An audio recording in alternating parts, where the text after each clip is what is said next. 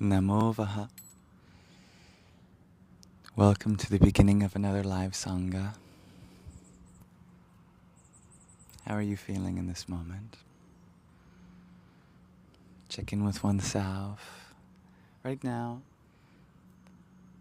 I'm feeling peaceful, excited to be here, grateful that I have the opportunity to share the space with you today. Right now, my nostrils are dancing because I smell the splendid aroma of petrichor. When the rains fall from above, nourish our soils, and the soils release this scent of joy. Yes, we are well watered. The plants are flourishing. It makes me happy. I feel ground beneath me. I feel supported by Mother Earth. Temperature it's cool. It's between cool and warm. I think it's the perfect summer temperature right now. Hello, dear Aylin. How are you? In this moment, I feel what a privilege it is to be alive. Hello, dear Isabel. Welcome, Boba Fett. Hello, Alex K. May this space be open to us all. Whatever background we are from, ethnicity, gender, belief system, orientation, etc. May the space be open to all walks of life. Oh, welcome, my friends. Here, allow me to prepare some lavender for you. I hope you can smell this. Lavender is one of my favorite scents. And I want to extend my appreciation to those who sent a gift already. Dear Aylin, thank you for the Go Popular. I hope the aroma of this lavender wafts your way. Om Ganganapataye Namaha. That's a good question, Mark. If I could only recommend one book, what would it be? You ever see those books that are written by cats? Seriously, these exist. It'll be a translation of some famous book like a Shakespearean play, and then you open the front cover and it's all just meow meow meow meow meow meow meow meow meow meow meow meow meow meow meow meow meow. 300 pages of just meow. I think if I really sat down and read one of those, I would be left feeling so liberated. It would remind me of all the things that perhaps I take serious about life. I remember that really life is playful. So right now I'd recommend one of those books. Translation of any book, you name it. Dostoevsky, translated into cat language. Meow, meow, meow, meow, meow, meow. And sincerely, I believe the best book when it comes to insight, true inner revelation, is the one that you write yourself. And when you do, let me know so that we can read it on this live stream together. Akira, thank you for the heart you sent a minute ago. Welcome to you. Welcome, my friends, one and all. Om Aim Saraswatiyai Namaha. Blessed be, dear Echo. Hello, Freya. Namaste, dear Misa. Om Naradaya Namaha. I wish I had Narada's musical abilities. Hello, Ania. Awfully Sajai.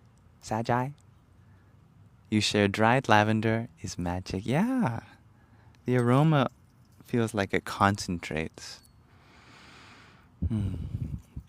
Arwen, you speak fluent cat. Okay, perfect.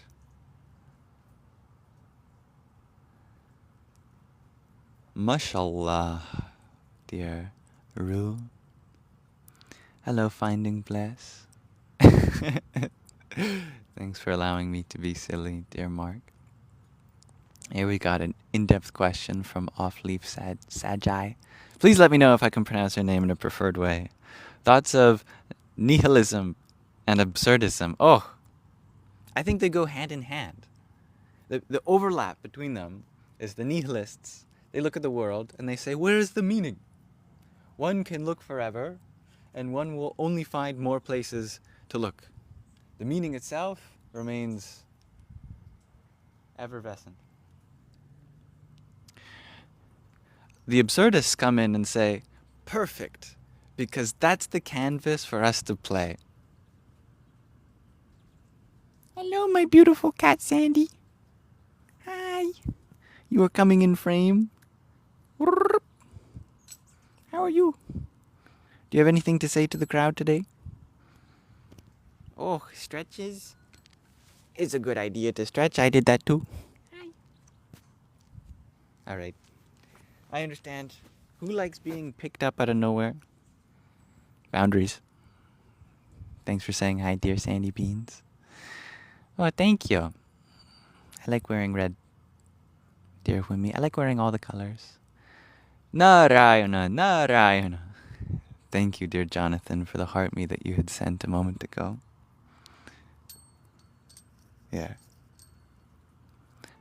Krim Kalikaya Namaha. Namaste, dear Tatvamasi. Thank you for your trio of roses. Kāmeśvarī Karlikaya Namaha. Dear Sir Dindins, you share. It has been a while since you watched me, and I've changed. Have I found love? Have I found myself? What happened? We are all on a long journey, my friend. Thank you for being part of mine in whatever capacity you have known me. I'm so grateful to always be learning new things about myself. Each part is a stepping stone along the way, and I'm so grateful that I get to share each part with you for however long you choose to be apart. Yes, I do have a beloved. My Shaktiji. Thank you, Jonathan, for a Go Popular too. It's been a while since I did a live stream or I got back into regular live streaming as I was working as a cashier. Hello, IFC John. Hello, Mari. It's good to have you here, dear Jonathan. Hello, Nova. Namaste, dear Fernando. Renvox, you can smell the lavender. Oh, good. Hello, Katrina. Happy to be a part of your synchronicities. And you like these earrings? I recently made them. We got amethyst and copper and a skull for Kali in the left. Rudraksha in the right. For Kali and Bhairava. Om Bhairava Kalike Namostute. Thank you, dear Madeline, for your heart, me. Karli Maha Karli Karlike Parameshvari Sarvananda Kare Devi Narayani Namostute. Thank you, dear Avanora. Tatvamasi. Thank you for your heart, me too, my friend. Om Shri Mahalakshmiyai Namaha. Dear Arwen, you had asked, what are some symbols of happiness or bliss for me? As I look in front of me, I am surrounded by so many symbols of happiness. What a beautiful question. I see my dear cat Sandy underneath the hedge. I see dandelions in full bloom. I see so much greenery. I feel the rain on my back. I breathe in the fresh air of the petrichor. I'm so privileged to live in a house. I feel a full stomach. I have an able body. These are all symbols of happiness for me. Ooh, Sandy jumped by. As with any cat, when it starts to rain, they go back inside. The jump of a cat through the air, every single moment captures eternity in it. Hello, dear Chloe. Om Tare Dutare Ture Swa. Thanks for being here now, dear Madeline.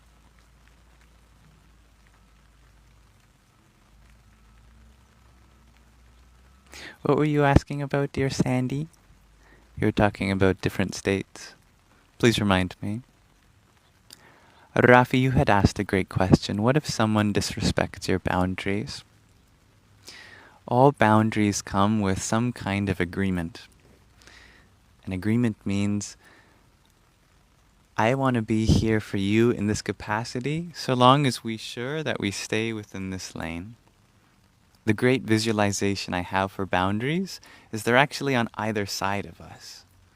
We might imagine a boundary as something in between us, like a wall going up. I find it better to look at boundaries as something that's in between us, like a bowling lane. Boundaries are what keep us in a healthy relationship. If we stray from the type of relationship that we have the capacity, then that's where a little distance is created. Or we might need to temporarily narrow the capacity of the relationship we have. And to the other person, that might look like withdrawal. For you, what it means is focusing more on yourself.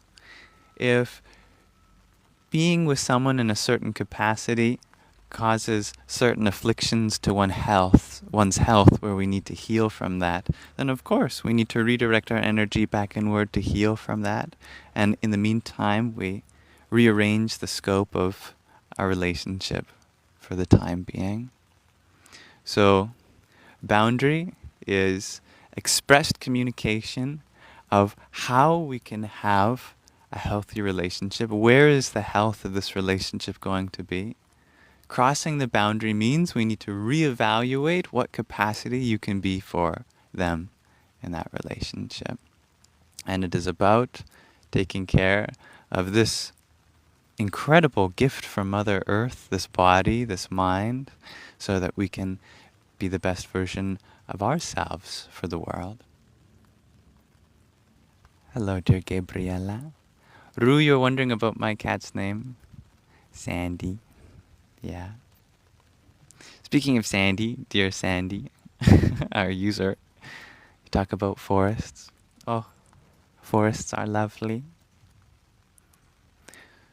Anytime you get to be in nature, it is like a cleanse of one's nervous system or one's sukshma sharira, their subtle body.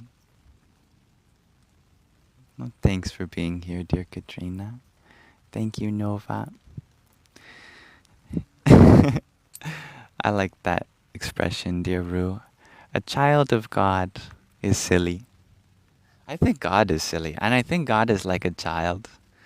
Sometimes, because of the ancient connection to a being that's primordial, we might imagine God as really old. I feel like if we were to look God in the eyes, we'd see but a young child. The same expression that you feel looking into the eyes of a newborn infant. A lamb, right? A flower beginning to blossom. A blade of grass just shooting into this world. We look at the purity of sunlight, the simplicity of water. It has a certain purity in the form of laughter. It's like this whole world is the laughter of the divine, and the divine is so infantile. We tap into that through our inner child.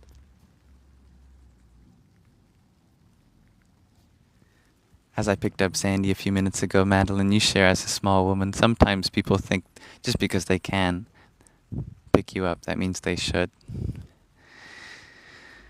Sometimes when we have the ability to change something in our environment,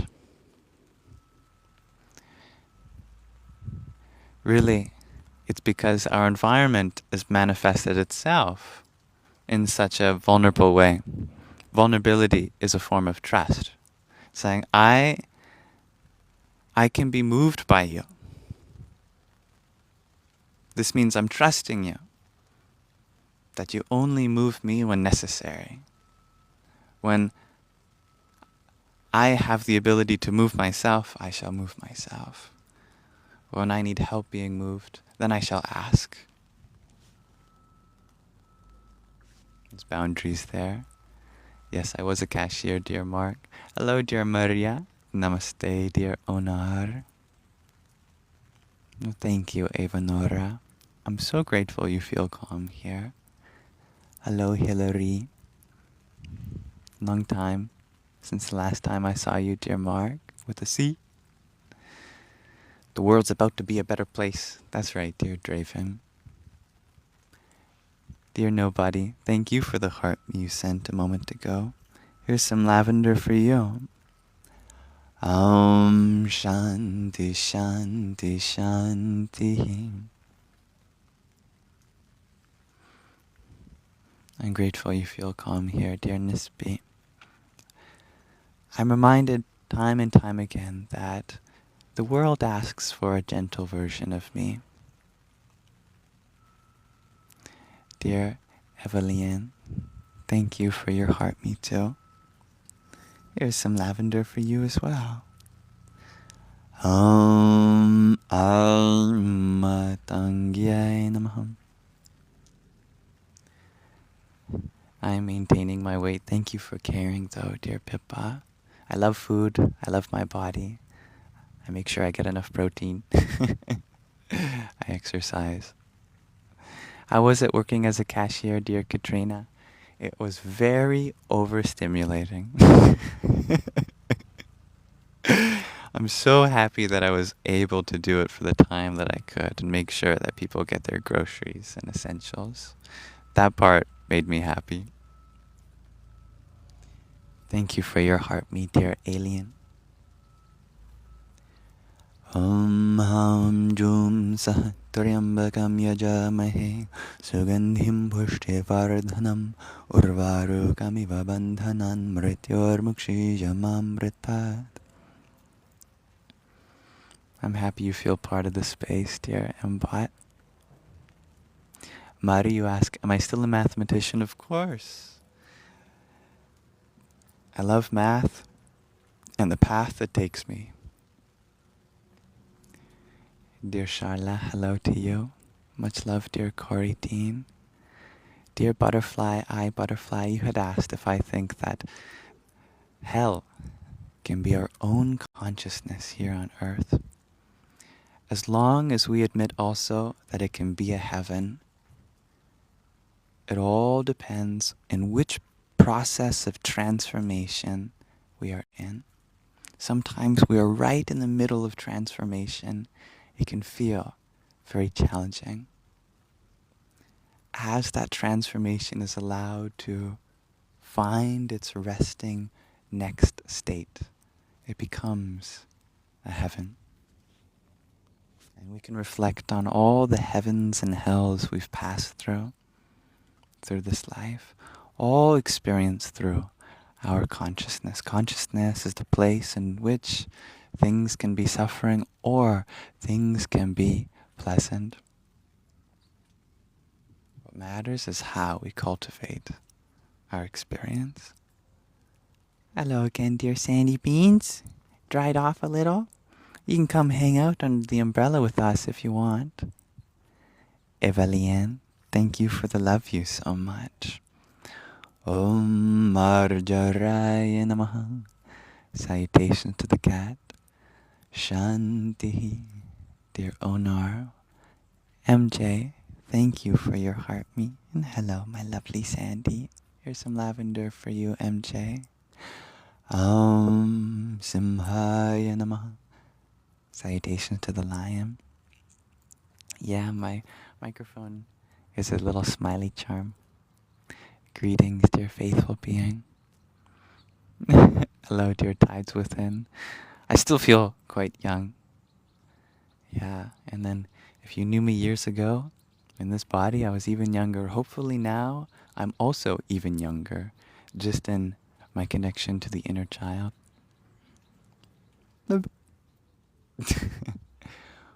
Uza, you had asked a beautiful question. How to create boundaries? That's such an important question. I feel like the answer to that lies in making an observation.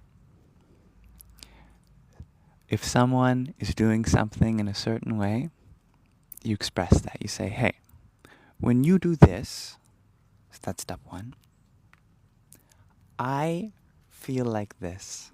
That's step two. Would it be possible for you to do that? That's step three. Just state something that they do, then state how it makes you feel, then state your boundary, that is, what you ask of them. And if they can, perfect. You've successfully set a boundary. If they express that they have to keep doing things in the same way they were doing before, then that's your cue to withdraw in some capacity from that relationship. That means redirect your energy to yourself in some way. Spend more time yourself, taking care of yourself in a different way. You still have love for this being, you still care about them as a human, you understand, okay, they seem to be in this part of their journey right now. I'm going to let them be. I trust them. Just because I require my own care right now, then I need to pull away right now. So you still express you love them, care about them, you trust that they are exactly where they need to be in their journey. And now your journey is taking you somewhere else. Hello, Masterpiece. Dear Zagreb, you wonder if I have a headache at this moment. At this moment, I am very blessed that my whole body feels at peace. From the top of my head, through my neck, my shoulders, down each arm, my torso, each leg. They both feel quite happy right now.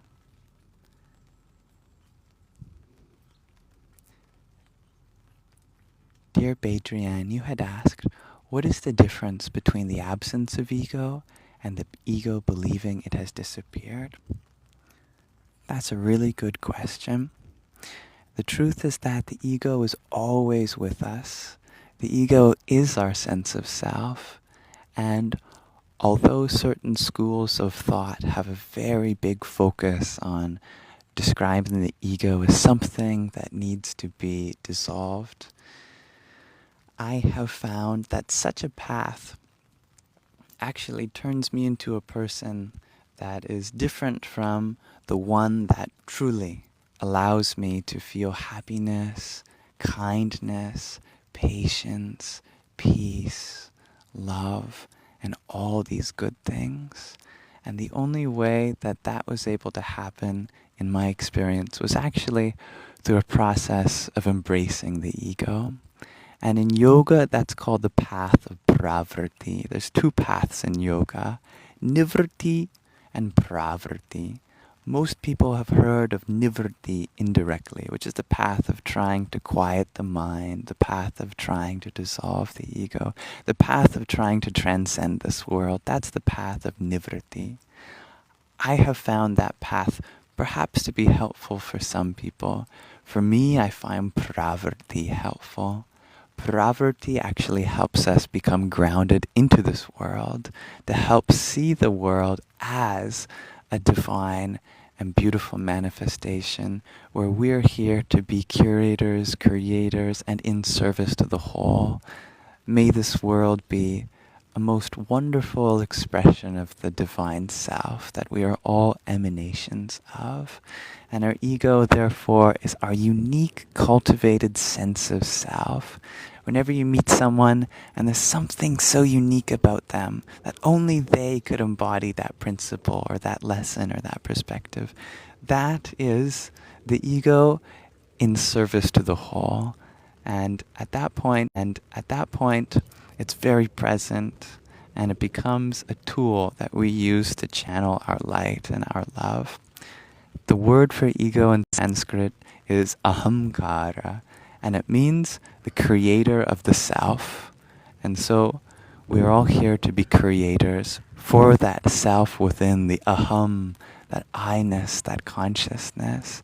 And I want us all to develop a healthy sense of self so that we can go forth and create wonderful things together, as that is what the soul is meant to do. Welcome, dear Nina. Dear Mark, you had asked, why was I working as a cashier?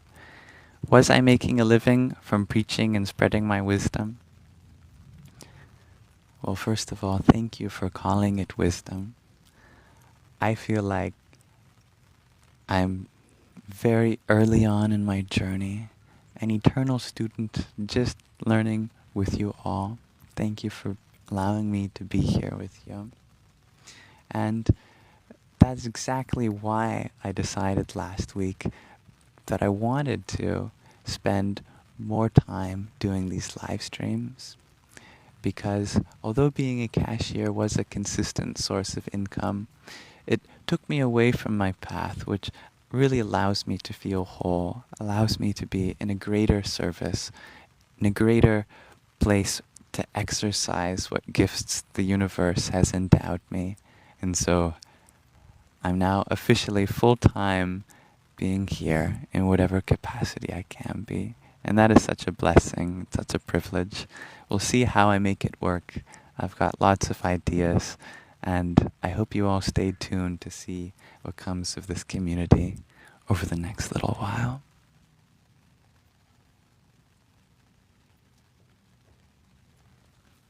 Namaste or namaslay, dear Naima. You're funny. Hello, dear Danielle. Wimi had asked, would I ever write a book? That sounds like a fun idea. Eventually. Arwen, you share, love is the energy that binds all matter in the universe, and God is love. Love is everywhere. Tatastu. Hello, dear Amanda. Zagreb, you ask, am I Muslim? Is that my religion, Muslim, or am I Christian, or am I a Buddhist? I am myself. I believe in you. Together, we are one.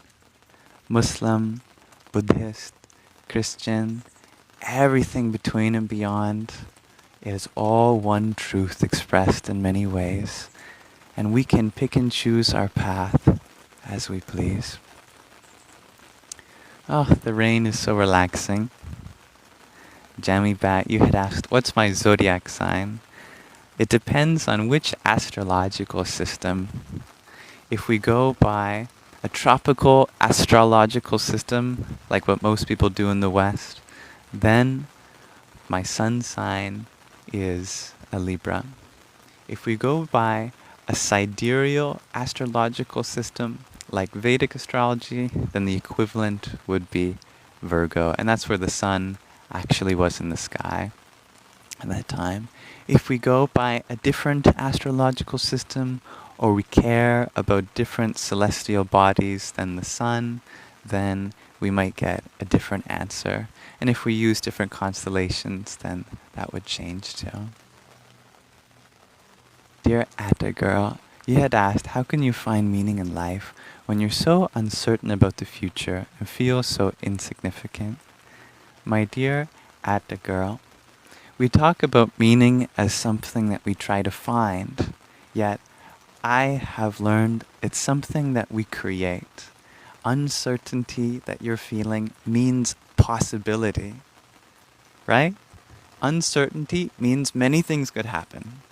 Many things could happen is another way of saying all these possibilities are there.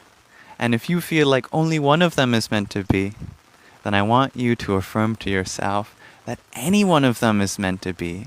Whichever one you choose to go down, that is meant to be. Your meaning is found in your personal choices.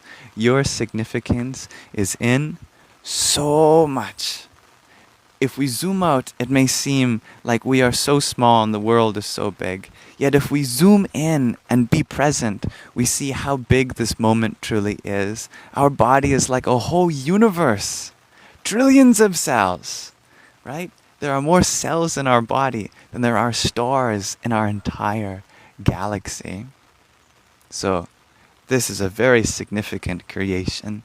Managing this universe is one massive task, and there's so many choices and creative adventures along the way in taking care of this and all of the portions of the world that this interacts with, and I trust you in that. I'm happy that idea we shared earlier, dear Aleti Graffiti, resonated with you, the idea of God being a child. Dear C.M. Huber, you share that you saw Ganesha in a vision during meditation before you had yet to know him formally. I love that. And actually, you and I shared that because when I was younger, Ganesha also came to me. And that was kind of the start of my spiritual journey before I even identified with anything spiritual. At that time, I had identified with anything other. And that's very poignant because Ganesha represents the new beginnings, and so that your path become cleared on whatever adventure you take up, like a spiritual journey. So I love that for both of us. Dear Jessica, thank you for your rose. Here I have a lavender for you. Bhurmhuvasva Tatsaviturvarenyam bhargo devasya dhimahi dhiyo yona prachodayatam. Thank you. Hello 111 XOXO. Nice to see you again. I love that you love lavender, dear Cinders. Om Shanti. You are feeling grateful, dear Allah. Thank you for the little kisses you had sent, dear alien. Hrum Som Tat Shakti Nam Varenyam Somas Chandrasya Dhimahi Ojo Yona Prachodayat. Hello, dear Robbie. Hello, Shaggy. Dear Zari, I'm feeling so blessed. Thank you for being part of this space with me. And as any blessings that can permeate over to you, that would be my wish.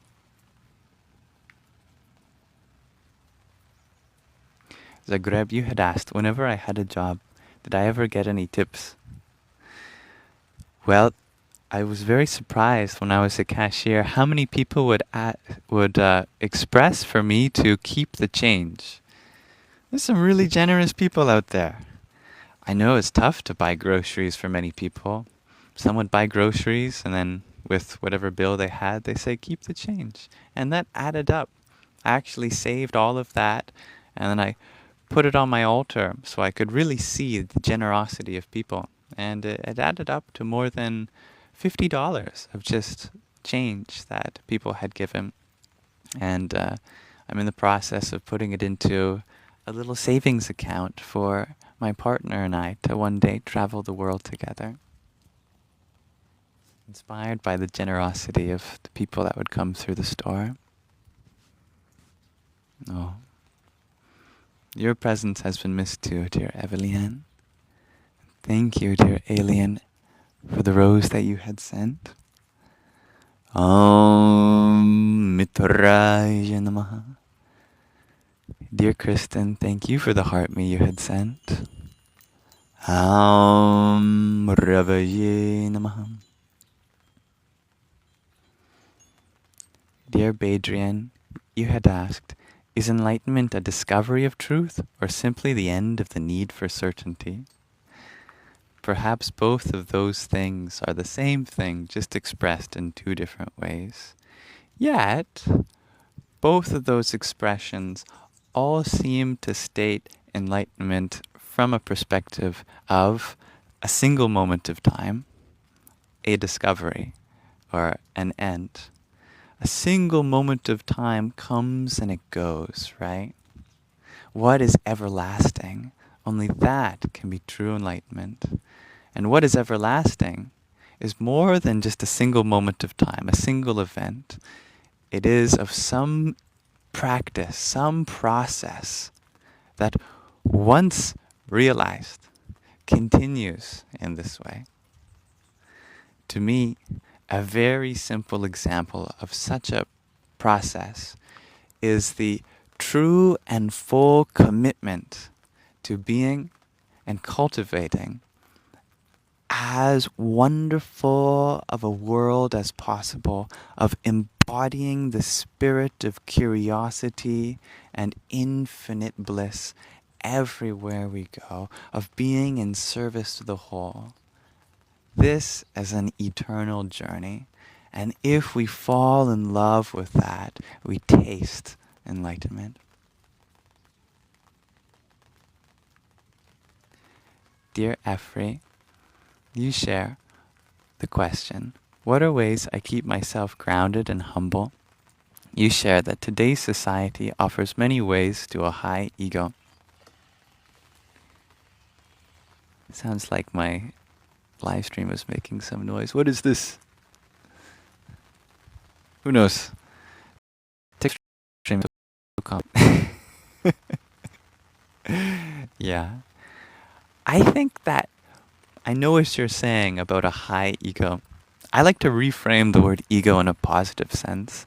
So, in the sense that I'm thinking of, I think that today's society actually makes us shrink our ego to a really small and limited sense of self. Whereas to the spiritual practice, we can grow our sense of self. We can truly expand this idea of what it means to be ourself, to include more and more things so that our love, our service becomes inclusive to more people and more aspects of this world. How can we keep ourselves grounded and humble in that process? Grounded means to stay connected to the elements. Really spend time with earth, water, fire, air, and the quintessence that is the space of meditation or the open sky. Spend time in nature. Spend time by rivers, by lakes, by oceans. Have fires, light candles. Experience wind, breathe fresh air. Dive deep into meditations. All these experiences are grounding. They connect us through our five senses. For the sense of sight, it's fire. For the sense of smell, earth. For the sense of taste, water. For the sense of sound, space. And for the sense of touch and feeling, air. There's a direct correlation with the five elements and the five senses. Experience a sensual world in the literal sense. Humility means remembering that we are part of the whole.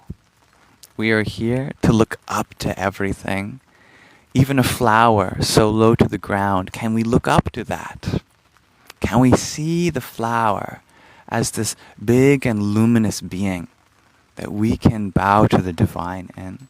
Can we do that to an ant? Can we do that to a blade of grass? Can we do that to even a single atom of creation?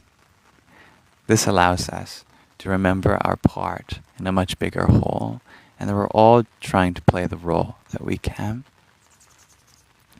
User 991, you had asked, how did I go from talking about math to this? From a genuine place of curiosity, as it's been a while since you've seen me.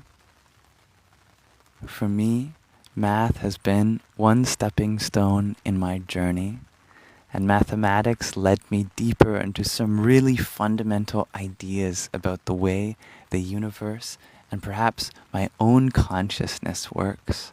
The really abstract fields of mathematics, like set theory, for example, or first-order logic.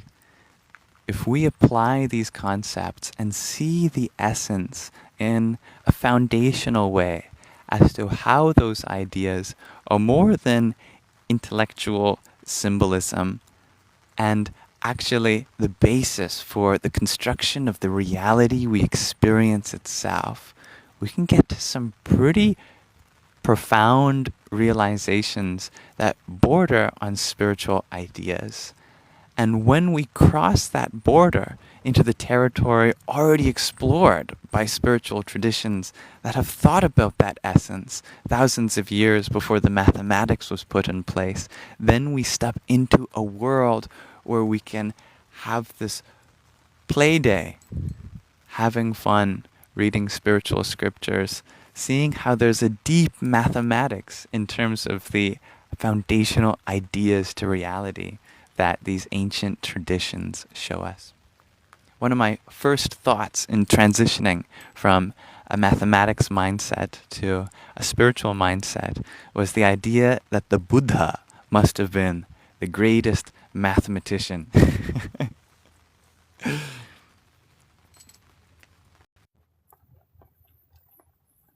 For the Buddha had put into words what the most abstract of mathematical equations struggle with.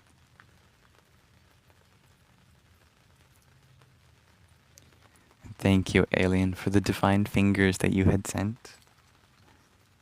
Here's some lavender for you. Om Suryaya Namaha. Tiger, you had asked, do I know why right after awakening is so beautiful, yet years later it gets very deep and hard? After the caterpillar realizes that butterflies are actually the same species as the caterpillar, it's a very beautiful awakening. To wake up to the idea that flying is your essential nature. Then you start dreaming. Then you start reflecting on all the things that you used to think defined you. Caterpillar thought, I'm always just going to be a leaf muncher, stay on the ground, walk slow. All these butterflies, well, that would be great if only I were one. When you realize you always have been one inside, then all sorts of relief takes place. Oh, you're telling me I get to fly? I get to soar? I get to be free? That is my essential nature? This is the initial awakening. Then, after a while, becomes the great transformation in which the caterpillar actually starts the process of becoming the butterfly. And before the caterpillar can become the butterfly and grow its wings, it must dissolve into its own nature again and create this wall, which seems like it's moving away from this world, transcending its presence in any physical form. And yet it reemerges just as the self it has always been, yet in a newer and freer form. I think in many ways, awakening is like that too. And thank you, Alien, for the slow motion that you had sent. Oh, the heavens are really showering on us today. Thank you, Alien. Om Pranave Namaha. Feels so refreshing, so cleansing. Tiger, you share for now, for you now, it's a constant challenge with your past bad habits, like a war going on in your head. I'd try to reframe that, because if we look at what's happening with ourself as a battle, then we feel like there's a contradiction. Really, everything is meant to work the way it is right now. It's just realigning, right? If in this moment we feel like we're always fighting something, then how will we feel at peace? If instead we change our perspective and look at what we're experiencing through our challenges as a constant evolution. Evolution is very messy, right? Evolution makes it look like there's all sorts of competing factors, yet really it's one continuous life itself, just finding its niche in all these different ways that it can. Then that's a beautiful process that's meant to be. You are exactly where you're meant to be, and I hope you affirm yourself of this. Wimi, you had asked, would I ever write a book of essays about this stuff? That sounds fun, although I'd hope to make it a little more fun than the format of an essay. Hello, Yona. Thank you, MJ. User 991, you had asked, do we have free will? Of course. If this world was entirely predetermined, then consciousness would only be a witness. Why would it be witnessing something beyond its control when it has the capacity, through the witnessing itself, to guide the journey?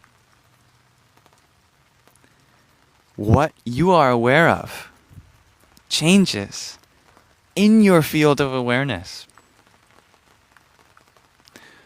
If this whole universe is predetermined, sure, let's admit that.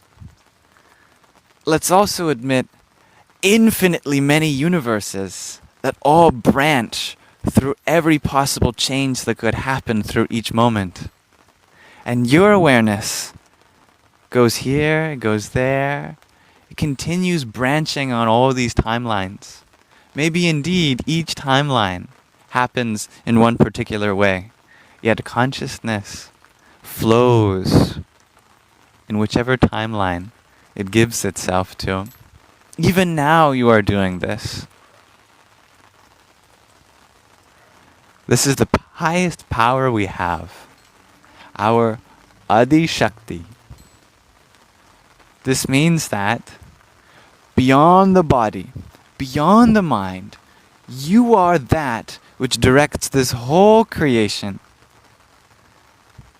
in your very nature of choosing where your awareness goes, which thoughts you pay attention to, which feelings you give yourself to, what decisions come their way based on what you looked for. What do you look for in this world? So shall that world become. That is your highest free will. And that is transcendental to any law of physics. Dear Gary White, thank you for the rose you sent.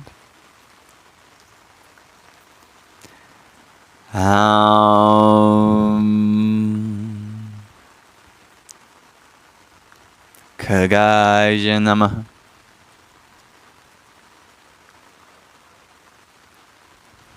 Thank you, dear Lucas.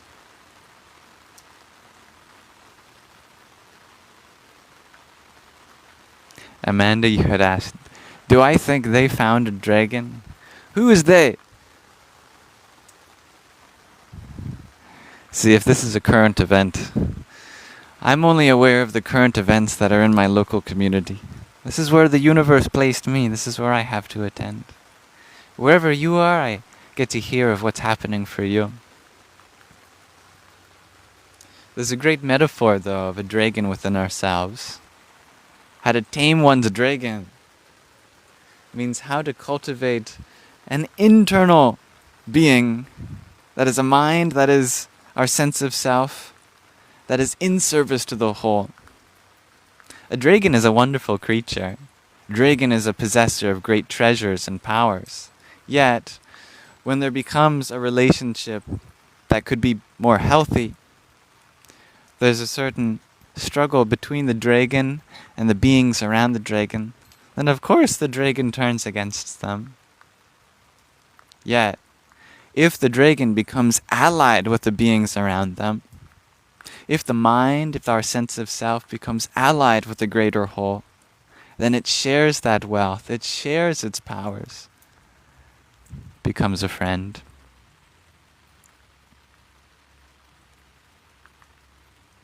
Hello, Alvaro Rose. I am feeling happy. How are you feeling?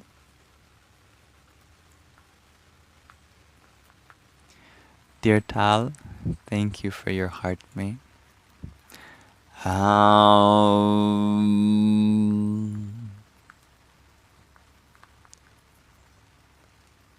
Pushne Namaha. Is this another count of Talitha? If so, I heard it's Talitha's birthday today. Wherever you are, Talitha, here, anywhere, I wish you a wonderful, successful return and another trip around our sun. Blessed be. And thank you, Say What. I wish you all the best. And it's true that there is a lot of hate in this world. There's also so much more love. And if we can remember that, all of that hate is just a small flicker of a flame standing next to the sun. And that sun certainly outshines that flicker of a flame. And wherever there is hate, we are reminded of what could be there instead. Wherever we find something in this world which feels like it could be filled with something better, that's our chance to look within, remind ourselves we have something inside us that's meant to come out to fill that space. What is hatred, if not some form of a space that can be filled with understanding of love? That inspires our soul to fulfill its purpose. And that's why we're here. Dear Atta Girl, you had asked, how can you use your anxiety and fear of the future as empowering instruments for growth? Now, there's a wonderful question. Yeah. Can you see how your anxiety actually is a friend? Your anxiety just wants to make sure that you are safe. What these emotions do, like fear, anxiety, existential dread, they're part of a system that cares for us. All of our feelings do. Imagine a world free from such feelings. What system would be in place to be there when there are genuine things that we have to care about for our survival, for our needs? It would be a lot more challenging. Having anxiety, having fear, affirms that we have this whole system that's designed to take care of ourselves. And we in turn have to take care of that system. Anxiety, fear, it's a question from inside. Are we safe? Are we taking care of everything? And if we can listen to that and look at every part of our life and go, yes, my dear and wonderful part of myself, we are safe. We are taking care of ourselves. Then that part goes, thank you. I feel better. Are you taking care of your temperature? Are you taking care of your hydration? Are you taking care of your sleep? Are you taking care of your nutrition? Are you taking care of your exercises? Are you taking care of your responsibilities to your family? Could be many things. If we can look at it one by one and go, yes, yes, yes, yes, we could feel at ease. If there's any one of those where we go, oh, I do need to take more care of that. Maybe I could be sleeping better. Then I go, thank you, anxiety. That's what you wanted me to know. I've received the message. You can rest now. I will rest now. Take care of our system in this way. Let me scroll back up to where I was. There's a lot of comments. Thank you, everyone. Okay, I think there are so many comments that the comment section actually reset itself. Oh my. Okay. Hello, dear Ranjit. Someone with the username Jesus Christ, you had asked, can I show you yoga or yoga flame? If you could tell me specifically what aspect of yoga you are referring to, perhaps we could explore that, or perhaps you could teach me what that is. Yoga is a vast and ancient tradition covering so many different aspects. It itself comes from the Sanskrit dhatu or root yuj, meaning to yoke, which is the English cognate, or bring together, to join, to unify. Yoga is the great unity or union of all the energies of life into one parallel stream of consciousness. And therefore, there's a yoga of everything. There's a yoga of taking care of our community. There's a yoga of taking care of our diet. There's a yoga of breathing. There's a yoga of our mind. There's a yoga of love. All these things have Sanskrit names too, and they all have books written on them. Ancient scriptures. It all begins in the Yoga Sutras, of course, where an eightfold categorization of yoga is expounded.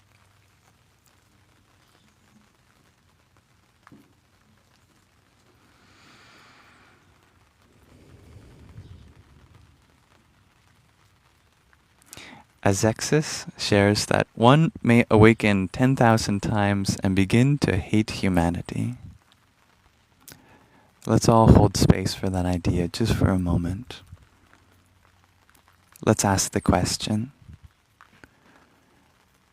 is this a truth that is coming from deep within us? Or is this yet another place we have to grow in? Does awakening really create hatred? Or is hatred another place that we are learning to grow ourselves? Maybe indeed we awaken 10,000 times, yet if there is still hatred, maybe we need another 10,001. May awakening always lead to love. May awakening always bring forth our kindness, our patience, our understanding for where everyone is in their journey at this moment. Certainly, there's a lot of places humanity has to grow. Let's be the example ourselves. Let's forgive ourselves for the things that we're still learning. Let's practice love and acceptance here. And may that grow to contain love and acceptance everywhere. The beautiful little being here, a mosquito, wishing to have some nourishment for their babies. My dear mosquito, I wish you to find another place. Hello, dear user 155. Hey, when I said another place, I meant elsewhere than my body. Hello, dear Kari.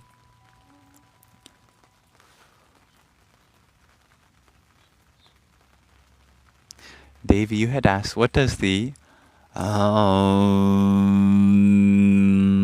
frequency do? The sound known as the pranava in Sanskrit, the originating sound that sends forth entire galaxies into existence. This is the sound that the universe makes as it begins, transforms, and dissolves back into itself.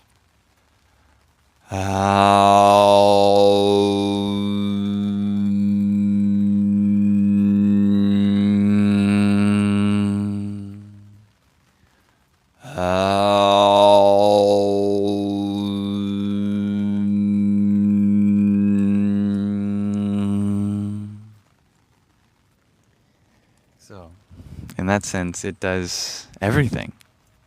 From creation, preservation, to the ultimate transformation of this whole existence. In our body, it works wonders. Humming in general, that sacred anuswara sound in Sanskrit, it calms our vagus nerve. Our vagus nerve goes down our left side, associated with our parasympathetic nervous system. What that does is it engages the rest and digest response.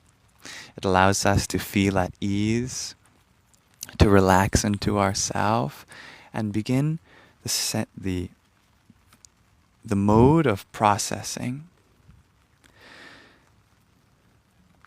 This is in complement to our right side, which is associated with our sympathetic nervous system, the fight or flight, the active form, where we are going forth and experiencing new things.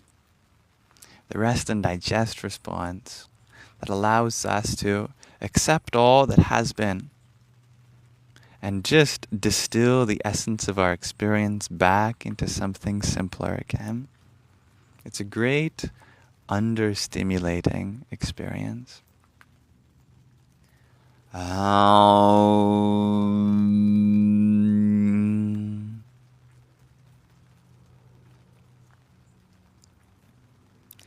Azexis, you had asked, how are we supposed to be at peace if there is great conflict in the world happening? That's an excellent question, and I understand exactly where you're coming from. That if there is suffering in the world, should we turn into ourselves and just be at peace, letting all that happen? And if that's what came to your mind as I spoke about peace, then that's a great moment for us to reconsider what peace means.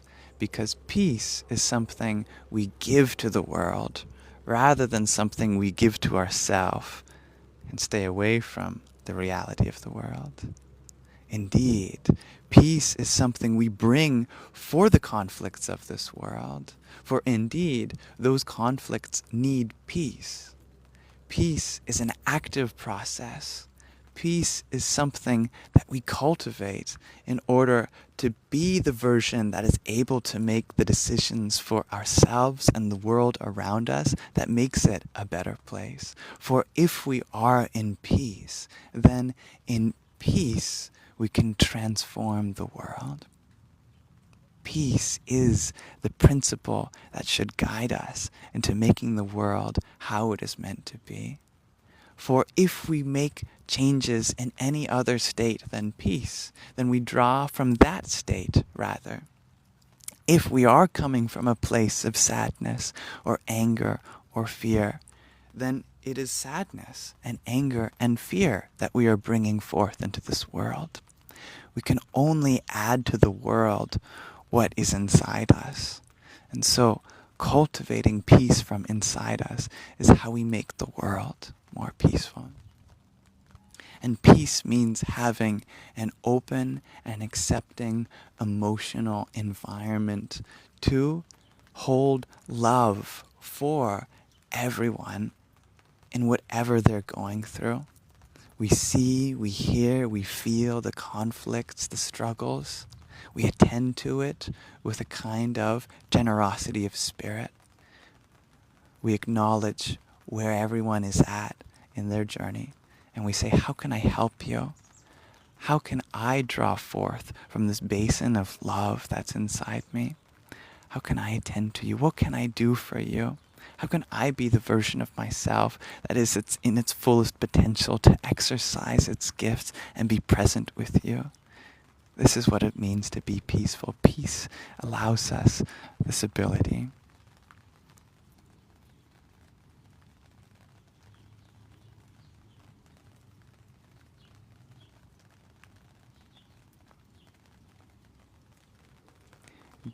Thank you, everyone, for your generosity and your presence here.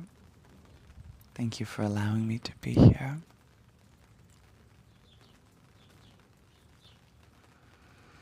Greggy the Jam Man, thank you for the heart me and the Go Popular that you had sent. Here's some lavender for you, my friend.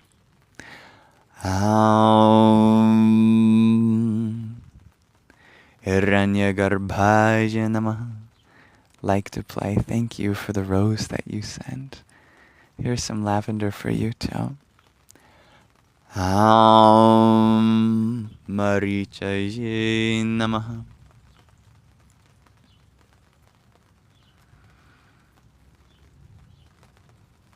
Thank you, dear Queen Rapids. Thank you, Davy Flo. Dal, thank you for your heart me.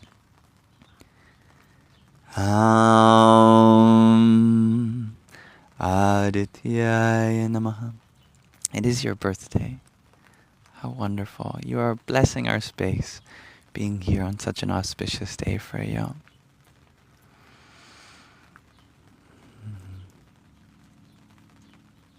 Hello, dear Shihu.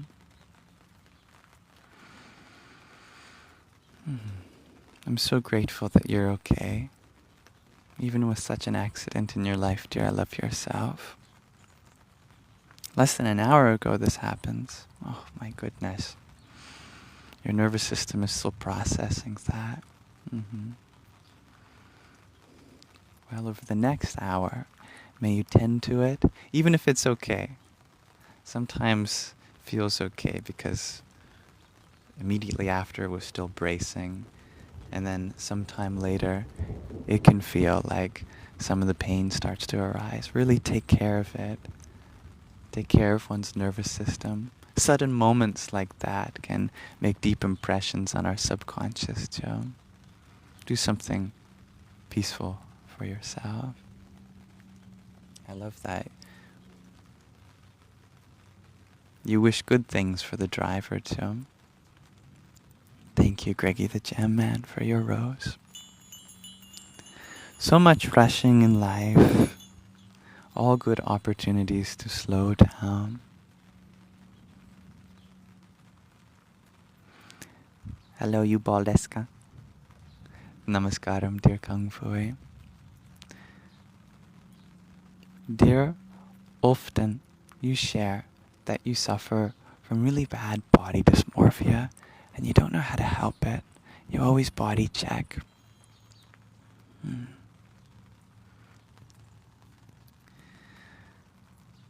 Thank you for sharing that in the state of vulnerability.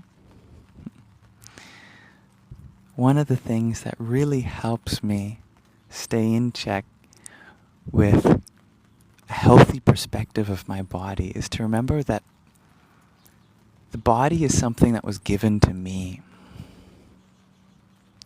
Body is a gift from Mother Earth, Mother Nature.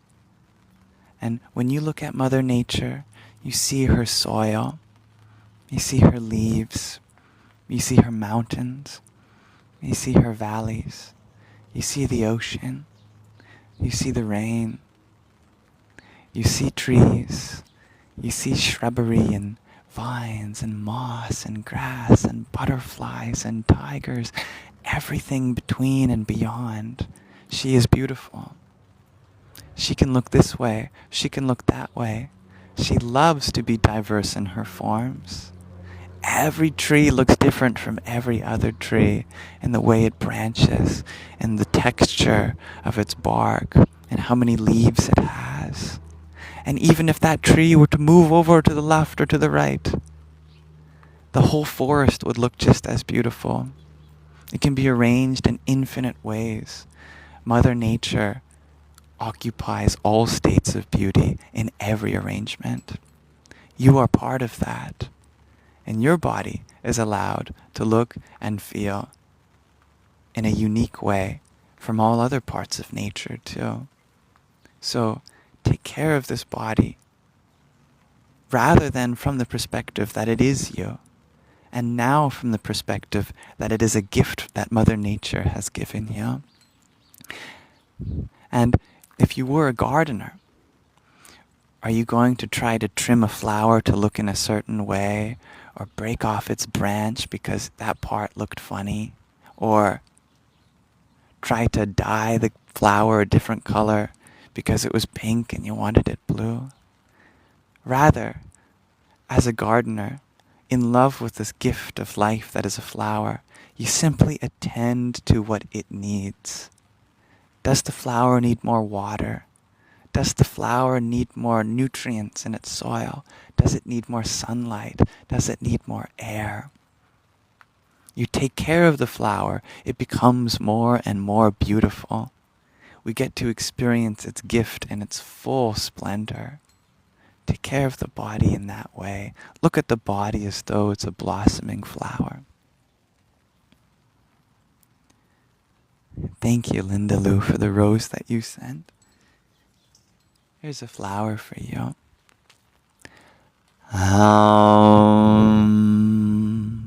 Savitri Namaha. Sada Sarvada Sambasada Shiva. Thank you for your quartet of roses. Om Sada Shivaya Namaha. Arwin, you ask, what's my favorite insect? How can I pick favorites? If ever I come up to any insect, in that moment I will find all sorts of things to fall in love with it then and there, more than any insect before that moment. Each insect that comes my way becomes my new favorite. The most recent one was a mosquito. That one is my favorite. What beautiful creatures they are. They remind me of Mother Kali, drawing blood to fulfill her motherly nature.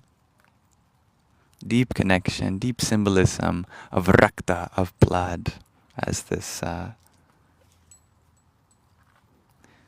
fluid of life. Where there is blood, there is life. We are lucky to be human, I agree, Anastasia. Good night, Onar. Gina, thank you for your heart. Welcome back, dear mosquito. Thank you, Gina. Arkaya Namaha. Dear Banjo, thank you for your heart, me. Bhaskaraya Namaha. Here's some lavender for you. Thank you for the you're awesome as well, dear Gina. And I love you so much.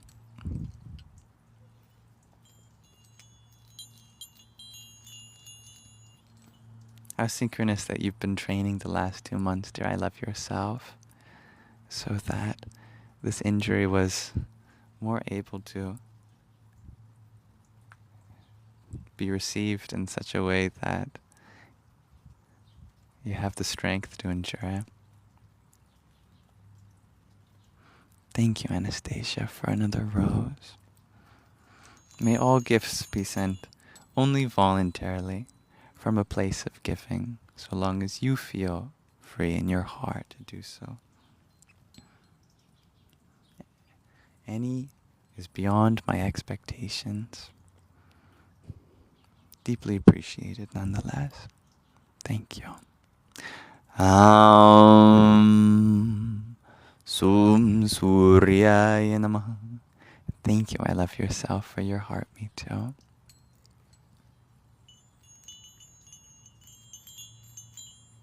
And salutations to you and your sister, dear Gina. User422, you had asked, do I have a full-time job? I used to work as a cashier up to last week, and then I decided exactly a week ago today that I wanted to do this full-time. And was I able to maintain being chill while working? For the most part, yeah. There were a few customers that I had to set some clear boundaries with. Perhaps those are some stories for another time. Cody, you had asked, how does yoga compare to Buddhism? Or are they similar? They are very similar. And indeed, there are many different flavors of Buddhist yoga. Yoga is a universal tradition. You will find aspects of yoga in all traditions. That is why the word yoga means union.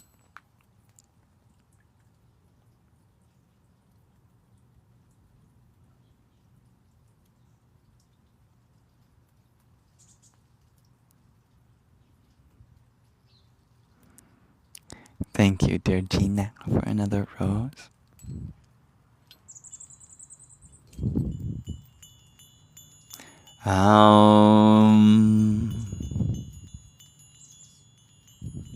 Kāmeśvarī namaha. Thank you, Anastasia. Much love, dear Gina. Thank you, Linda Lou, for your rose too. Here's some lavender for you. Bhagamaranyai namaha. Faithful being, you ask, is that why when we think we say because we're channeling the creative energy? I like that. We're all intuitive yogis.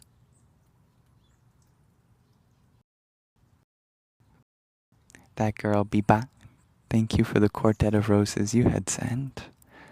Here's some lavender for you.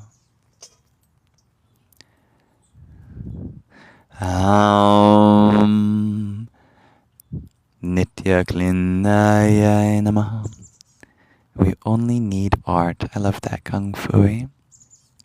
TWHY, thank you for your heart me. Bhirundaya Namaha.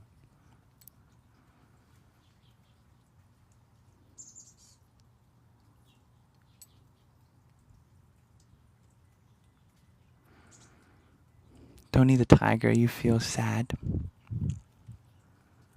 You're allowed to feel this feeling. Whatever feelings are happening in one's body at this moment, let them be there. Ask the feeling, what can I do to help? And if the feeling is shy, and it just stays there, then that's okay. You say to the feeling, you can open up when you're ready. I'll be here whenever you need me.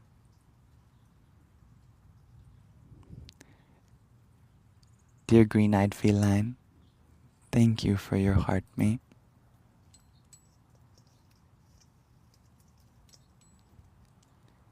Vahnivasinyai Namaha.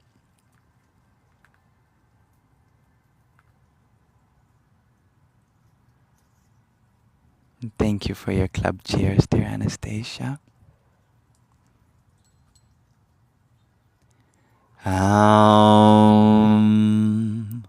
Mahavajreshwariyai Namaha. Thank you, Kung Fui, for you're awesome too. You are awesome, my friend.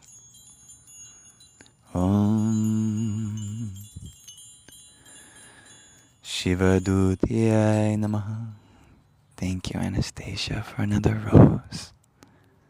Thank you, Chris, for your heart me. Here's some lavender for you.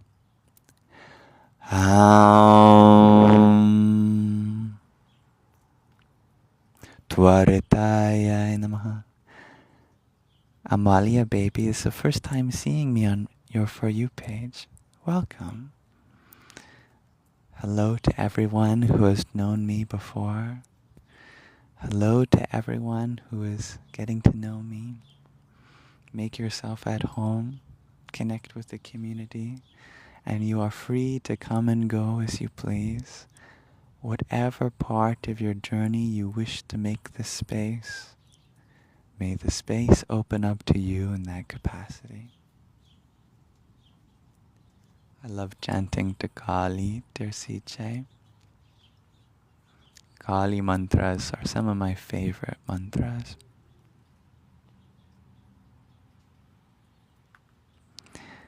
It seems that many people are very considerate. Their maternal instincts see my body, and it may look like I had more weight before. Actually, I've stayed the same weight for many years now, essentially. If anything, I'm maintaining a higher weight now. Sometimes the camera angle makes my head look bigger than my body, especially if I come forward like this. I love food. I love my body. I make sure I get enough protein. Thank you for your maternal instincts, though, my friends. I do have a high metabolism. My belly is full with food today. Good food. Dear Lorraine, thank you for your little kisses. Here's some lavender for you.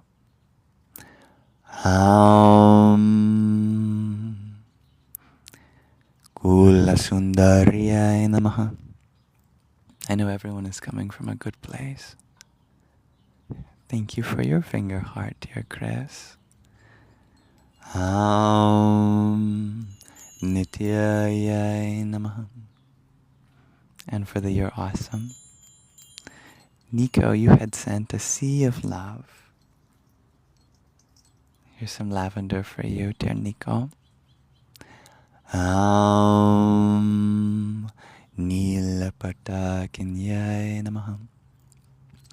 Thank you, Lindaloo, for the rose you had sent. Vijayayai Namaha. And thank you, Nico, for the divine fingers and hand heart.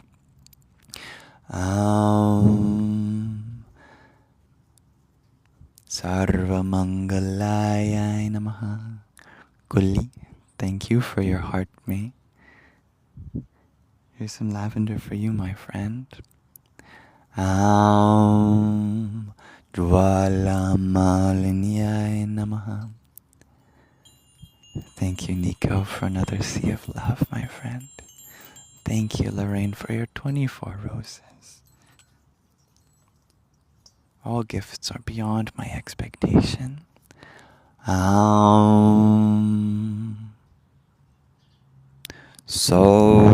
Somaya Namaha.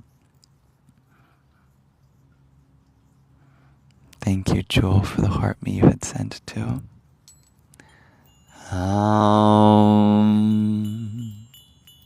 Shailaputriyai Namaha. Thank you for finding beauty here, dear Chris. Whatever beauty you find, may it be a path that takes you back to the beauty that you are too. And thank you, Nico, for the lost in your music. Karli Maha Karli Karlike Parameshvari Sarvananda Kari Devi Narayani Namostute. Anastasia, you wonder, what is my name from birth? My name from birth is Liam, Lyam. That's where I got the name Yam. Just take the last 3 letters, it becomes Yam. Who sent the whole galaxy? I've been kind of going sequentially through all the comments. Yet, for such a generous gift, I do want to make sure that I acknowledge you. Dear, how do I pronounce your name? Is it Sturplan or Stureplan? The sun has come out a little. You've made the sun come out, my friend. Thank you. Illuminating us with the light of stars. I appreciate you.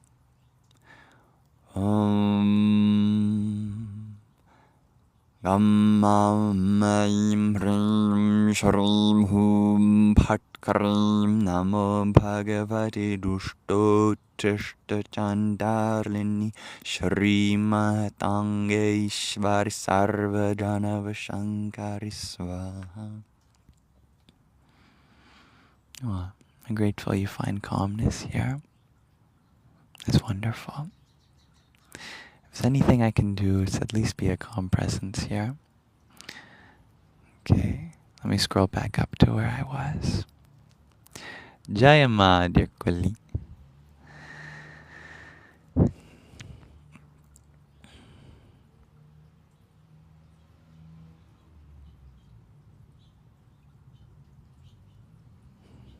It's a great reminder, dear Chris. Some things that we have reservations about, other people may love very deeply, and vice versa. So what is lovable? That is something that comes from us. Our ability to give and choose where we give our love, that is such a powerful will. Take care, dear Kung Fui.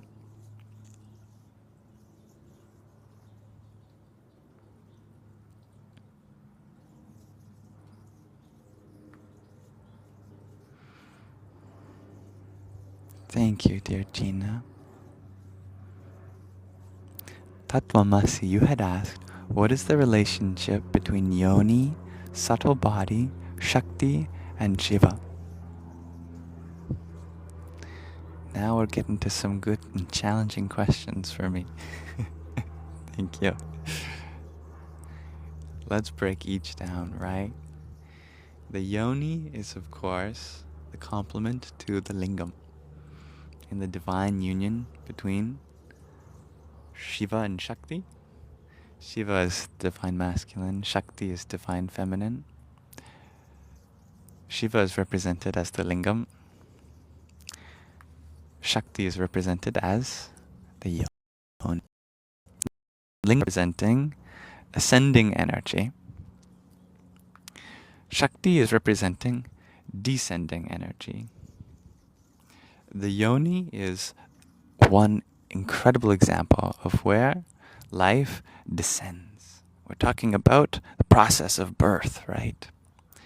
Yoni is one of the only words in any language that refers to the entirety of a woman's reproductive organs. Rather than just the entrance or just some part of it, the entirety of the procreative process in a woman is called the yoni. And it's a very revered word, right? You know this. Shakti, divine feminine, she's represented by an upside down triangle. That we have all this divinity in heaven. She comes and assists in the descending process of that. She is the rain that comes from the heavens. When you and I are born, we descend out of our mother, right? Unless for some reason your mother was upside down and she squeezed really hard and you shot up into the air and someone caught you. For a natural birth, the baby descends out the mother, right? And nowadays most people are saying we should go back to the ancestral way where a woman is upright in some way as she's giving birth, like into the water, for example. Very spiritually significant pose. So in a woman, her yoni is a physical manifestation of the descent of divine grace from the heavens, right? A soul has come into this world. What's the relationship between that and the subtle body? It is inside the yoni that a subtle body merges with the physical body. Because all of the creation, physical creation that goes to make the body, that's already all around us, right? It's in the soil, it's in the plants, it's in the mother's body already. It all gets put there. And then the subtle body, the sukshma sharira, gets channeled. subtle body enters into, we could say, the physical body there. So the yoni is like this. It's like a portal to the subtle world, right? And it's through the subtle world that the subtle body comes. And that's all part of Shakti, divine feminine. Now what is Shiva? Shiva is the one that rises to meet her there. She is so generous. Nowadays, scientists are telling us that theoretically, women can procreate just with themselves. They have all the genetic material inside them. And indeed, there are some rare cases in Mother Nature where a single mother is all that's needed to produce a child. And we can get stem cells and bone marrow and all that. And through elaborate processes, a woman is a fully sufficient form of life, right? Yet, she likes to play. She likes to include others. So, from women also, men have come, and all the genders. You are either a woman or a gender that has come from a woman. And indeed, if we look at the DNA, all DNA evolved from some primordial woman's DNA. So, in this way, the masculine is something that the divine feminine offers in a really high and powerful sense. Even the masculine comes from the feminine. The feminine is the Adi Shakti. She likes to play. She likes to have others to play with. So she creates the masculine. The masculine is the emanation of her, we could say. So she creates a playmate. This is kind of like a reversal of the Adam and Eve story, right? The primordial human, were they a man or were they a woman? Well, does life come from a man or does it come from a woman? Have you seen a man that comes from any other place than a woman? Here the sun shines on us, as we say that.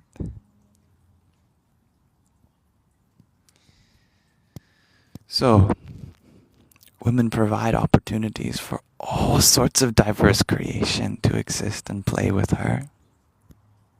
Shiva is Shakti's divine playmate, and she endows Shiva with the choice to serve her. Is it a bound, mandatory service? Shiva has to decide that on his own, right? He decides to engage in union with her if he pleases. She is, the sun comes out for that as well. Just a shadow comes here, my cat. The sun and shadow. So,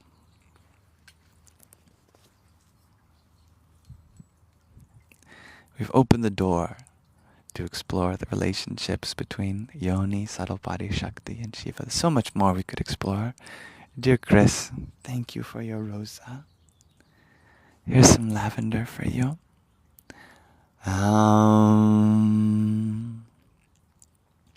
Brahmacharanyai namaha. Hello, Charter.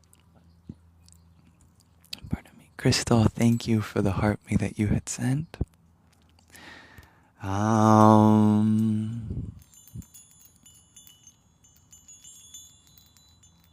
Chandraghantaya namaha. Complex, you are right. I did start my journey talking about math and philosophy. Can I talk about the andhakaranas? Always, of course. These are the complementary factories or faculties of our 5 outer senses. There are also 5 inner senses. Typically, only 4 are discussed. That's because the 5th is kind of a secret. We all know the 5 outer faculties. Well, actually, there's 3 layers. There's truly outer faculties Then there's the transitionary faculties that bridge the outer and the inner. And then there's the inner. When we talk about the five senses, we normally talk about the transitionary faculties between the outer and inner. That's the sense of sight and sound and smell and taste and feeling. We also have five other outer physical faculties too that correspond to things like digestion, procreation, locomotion. Let me be reminded, excretion. Very important process for the things that have already served this purpose in their body to return to Mother Earth. And manipulation, the ability to physically engage, namely through our hands with the objects of this world.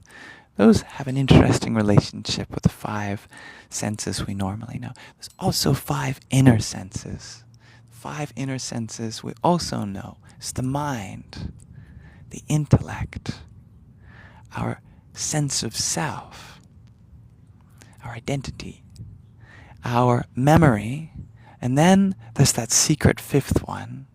This one is more of the workspace itself that all the other four takes place in, the Chidakasha.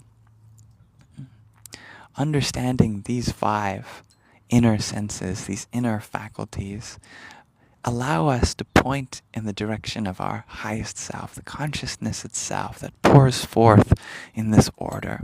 From the Chidakasha, through the Chitta, Ahamkara, Buddhi, and Manas. This is, again, the space of consciousness, the memories, our identity, our intellect, and our thoughts. It's from this way that we enter into the world, and then we have our five senses we normally know, and then we have our five exterior faculties too.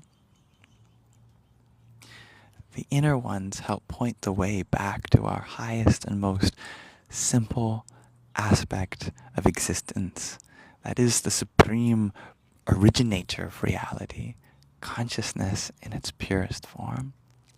And generally, so much of the spiritual path, at least in this yuga, in this great eon, is in working on what exists in our mind, in our greater antahkarana, our inner faculties in general. So much of the struggle that we experience in life takes place at this level, at the level of the mind. Generally, for most people, if they just spend a little more time taking care of their inner world, their antahkarana, then that's enough to be as happy as they can in any external world. We can try as much as we can to change our external world, yet there's always going to be factors that are in other beings' control than our own. What is in this being's control? That is our antahkaranas. And if we can really develop a healthy relationship with them, then we can find ourselves happy in a myriad of experiences, even if those experiences prove as more challenging than we would like. Much love, dear Nico. This is a good time to hydrate myself.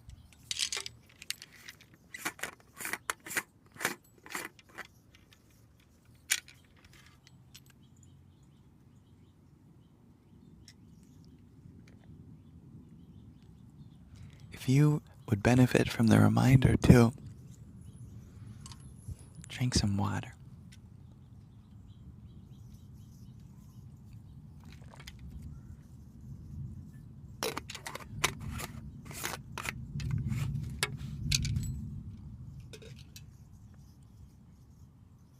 Take care, dear Gina. Night Owl, thank you for the finger heart you had sent. Here's some lavender for you.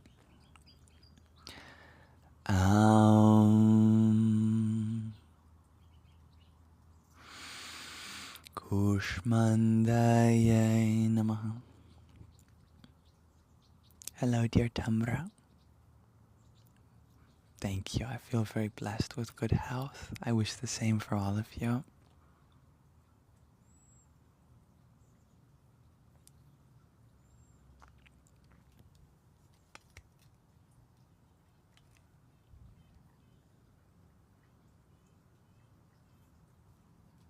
if I could share my metabolism with you, dear Banjo, I would.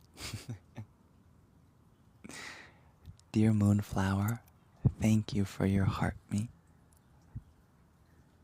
Here's some lavender for you too.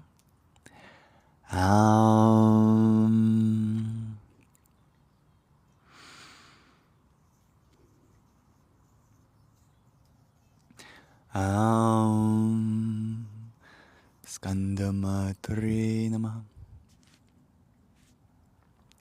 Anastasia, you share that I should have lots of children. You know, in this world, we can do two things. We can have physical descendants, or we can have spiritual descendants. I think as far as past lives go, I've had enough physical descendants. It's time for something new.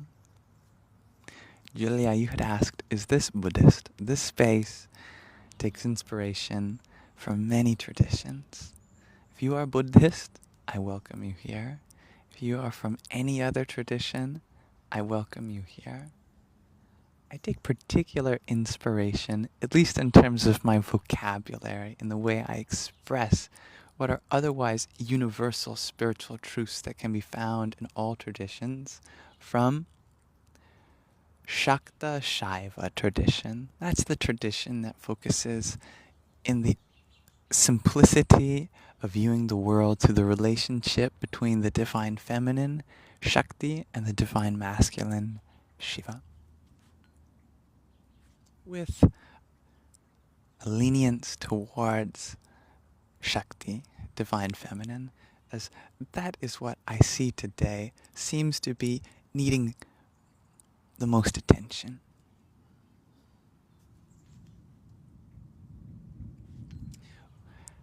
Had we been in a different age or position in society, perhaps I would have chosen, in this moment, another way of expressing these universal truths that are shared by all traditions.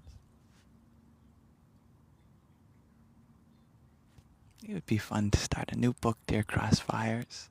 I'd like to actually continue the last one that we were reading.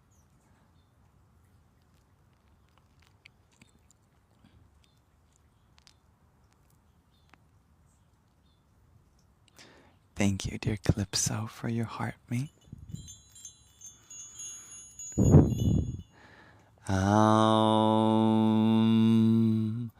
Katyayanyaya Namaha. And if ever we wish success for a man to have offspring, remember, it's always the woman's choice. Someone could wish me wonderful children. Hey, am I the one that has the children? I would be the one that assists in the being that is bringing these children into this world. And that's her choice, right? It's always the woman's choice. It's her body, right? Mm-hmm.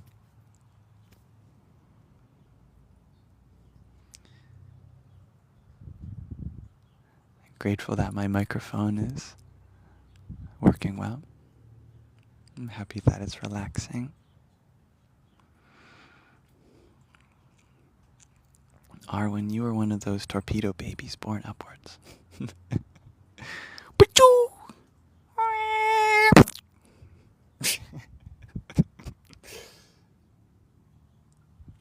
There's a sound effect for you.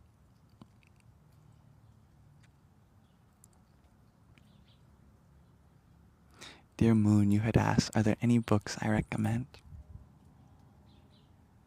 I'm really inspired by people who are great readers. I love you.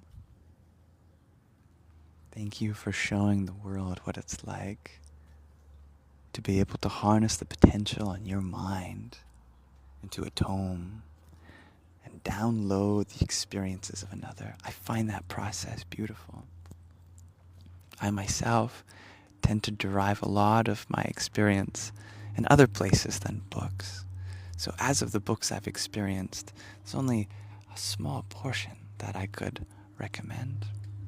And what experience you get out of them might be very different than me.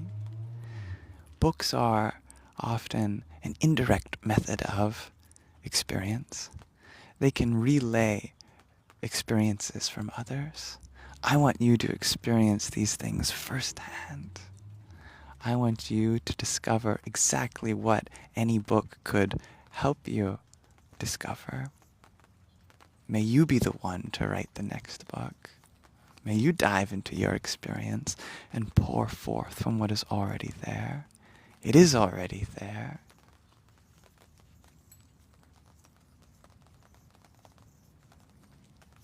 Much love, Tatvamasi. Simo, you had asked, how do you deal with a heartbreak that can't be talked about? Then use another medium than words. Words are but one form of communication, of expressing yourself. Sometimes the only way to tell your story to the universe is to dance. To go outside underneath the moonlight and move your body. Tell the moon your heartbreak in every movement of each arm, of your hips, of your head, of your eyes, your legs. Let the story be told through movement. If that's too difficult for you, then just sing. It can just be notes, just like the birds do. Most animals, they're far beyond the need for words. They use sound in the form of notes, music, to deliver their meaning. Be like that. Or you can paint. Or you can do something unique. Some kind of hobby that you'll be the first to invent. Whatever you choose, let that be your medium for expressing your heartbreak. And as I've said before, let it be a heartbreak in the sense that it broke your heart open. Rather than broke down, it's a heart broken open to new things. Thank you, LJ, for the heart me and the Go Popular that you had sent. Here's some lavender for you.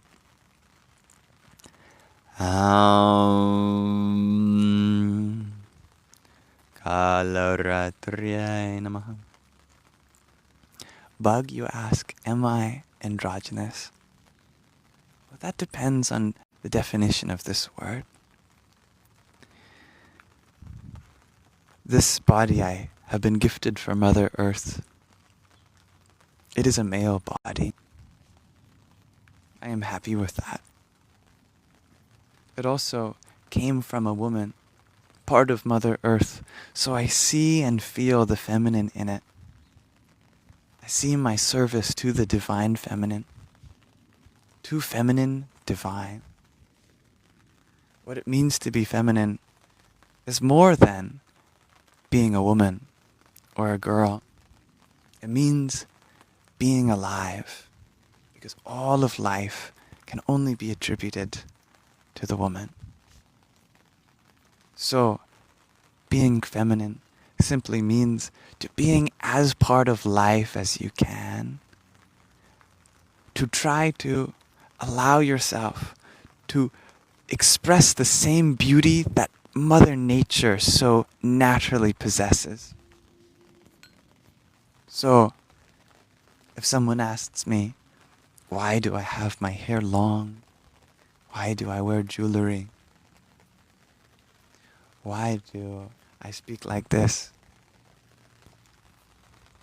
It's only because I feel the obligation to aspire to the beauty that's already present in Mother Nature, which has birthed me.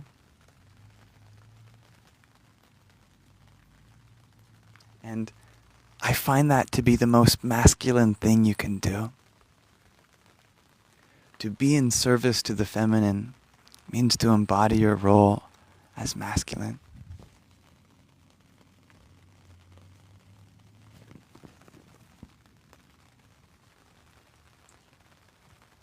Anastasia, you share I should be in parliament. I find the greatest change happens when we focus on individuals rather than entire political structures.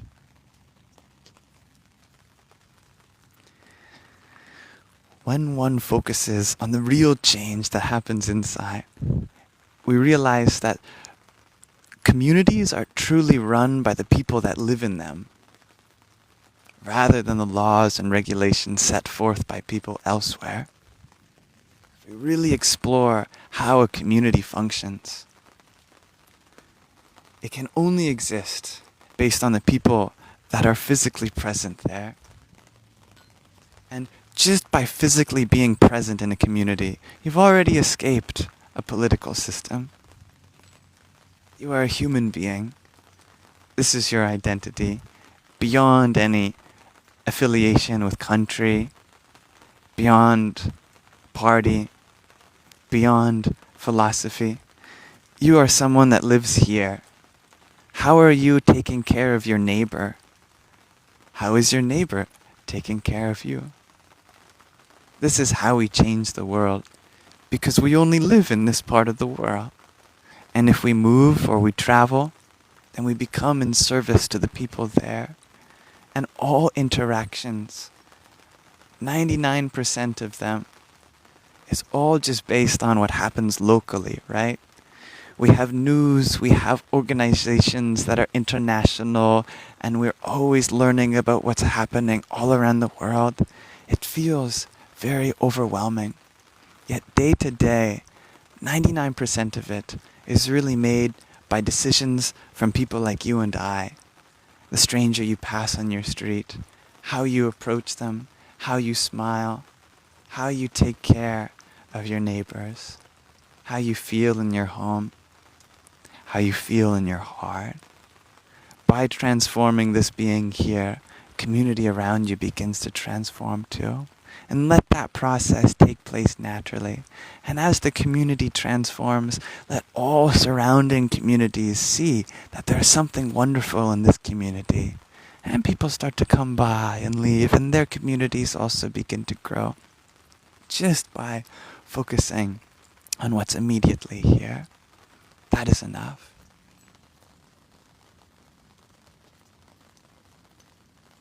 You have permission to zoom in to just what is within your capacity. Take care of that with excellence. Bring your gifts, bring your mastery to all the simple decisions that makes up local life, and the world will get better from the small scale to the large scale.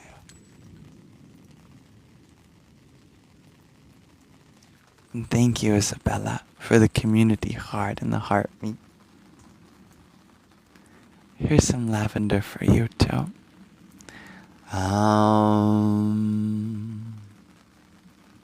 Mahagauriyai Namah.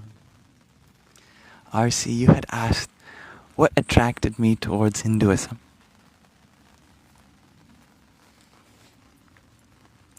I think before I answer this question, I have to remind us all what this word or term Hindu means.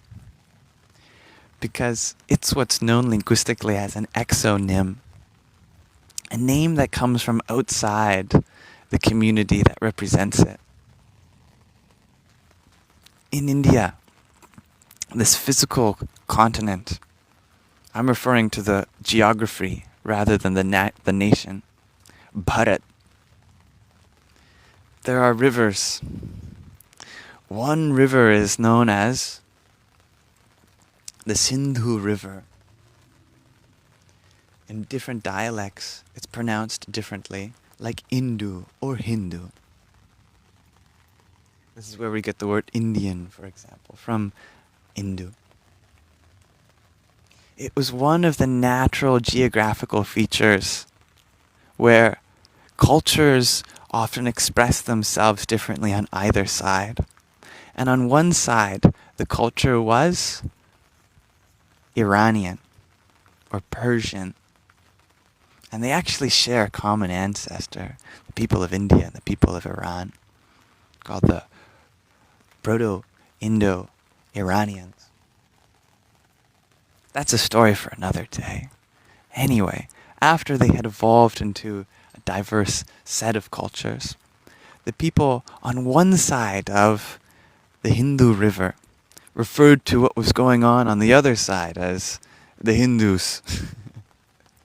So it's a term that means whatever's happening in India, just literally speaking. And what was happening in India? So much stuff. If you crossed over that river, you'll find people over here are doing this thing. People over here are chanting this way. People over here are building temples like this. People over there are living in the forest. And what do they believe? You ask any one of them on the other side of that river, they will give you a different stream of thought. And the whole tapestry put together, what really makes it beautiful is they may have their reservations for each other, yet they all have some sort of agreement that there are many different ways to express one higher truth. And that's what the actual people across the river called as the Sanatana Dharma. That is an eternal right, an infinite way, a universal embodiment. That you can do things one way here, another way there, and they may look completely different. Yet every way encapsulates some aspect of universal truth that all ways share. That is what attracted me to what they call on the other side of the river Hinduism, or what they call on the side of the river the Sanatana Dharma. And the Sanatana Dharma, at its essence, is inclusive to all traditions. That includes everything on all sides of the river. All the world's religions are one. There is but one religion in this world, and that's just being a part of life. Whether you're a human, whether you're a cat, whether you're a mosquito, pulling me down by my Rudraksha. Whether you are a raindrop, you are part of life in some way. You have come from some aspect of this reality which wants to be here. And we all explore our beingness together in unique ways. I love the cultures that really embody that. And you can find in any culture some underlying essence of that, even if you have to look into the past, because the way cultures are today may be very differently evolved from the places that they came from before. And today we might have to look a little harder into the places that they came to realize the essence in which it all begins. And I hope that here we can come together in many different streams of thought and unite as one. We all have our differences, and that's okay. Are we here to change each other, or are we here to change ourselves? Because it is ourself that we really have the ability to change.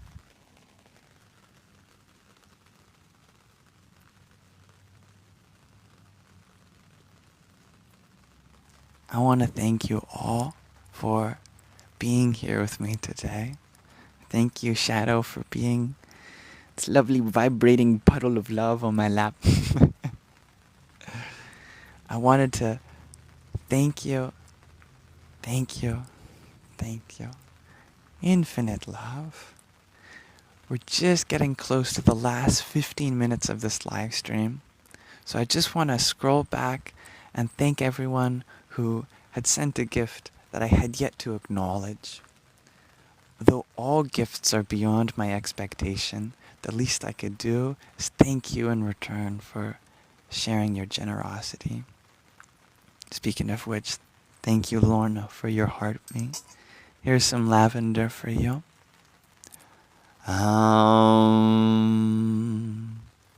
Siddhidatriyai namaha.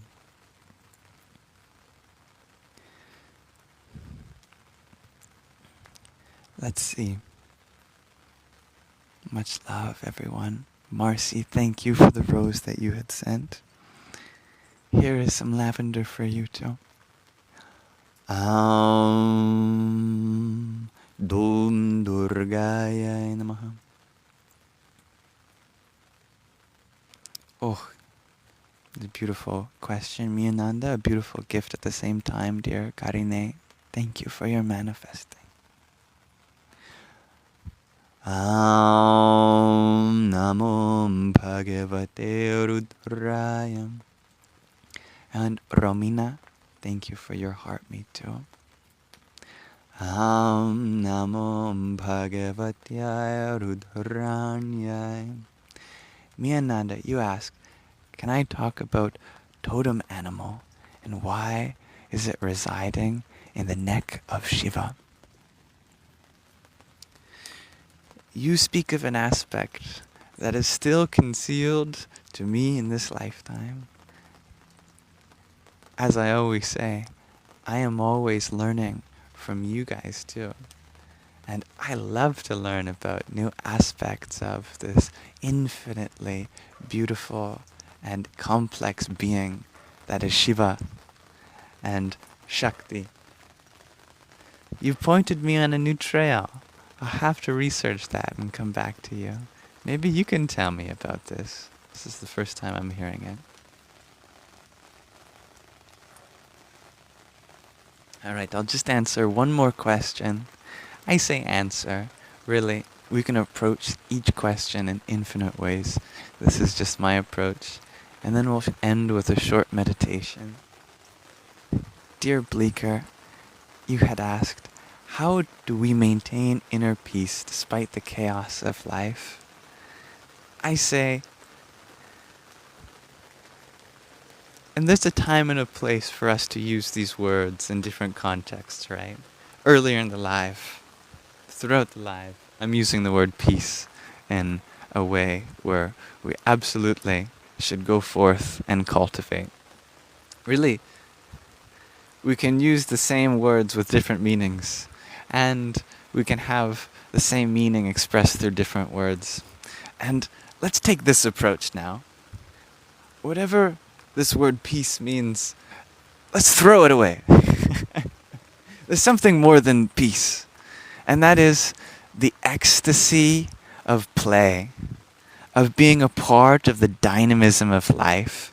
Sometimes the word peace is helpful in showing us the space in which the dynamism can occur. Other times, let's throw the word peace away. Let's use a different word. Bliss, joy, abundance. Let's see the chaos of life as something to play in. Be like the many-armed form of the goddess that is balancing all these things at once. She's grabbing this there and redirecting it over there simultaneously like this matrix dance. Let the reins of life come down and guide your body through it like an art form. That chaos is your chance to play, your chance to dance. And the true meaning of peace is when you find a flow, even when it seems like there is turbulence, there is something laminar deep down. All right. Thank you, everyone. Thank you, O heavens, for raining down on us. Should really be careful of my electronics in the rain. Especially given all the things that I've gotten wet recently. If you know, you know.